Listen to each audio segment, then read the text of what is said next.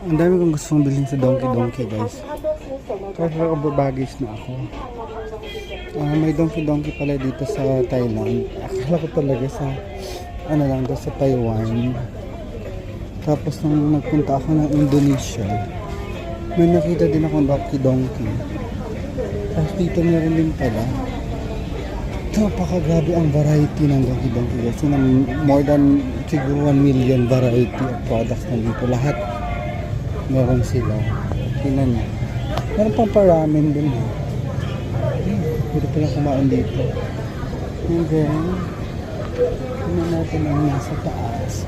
Kasi hindi ako mamimili hanggat wala ako nakitang luggage. Magdadagdag na lang talaga ako ng maleta. Yun na yung last choice ko. Kasi kanina, yung maleta ko, alam nyo ba guys, sinakyan ko na siya. As in, sinakyan ko na siya. Para masarado ko lang.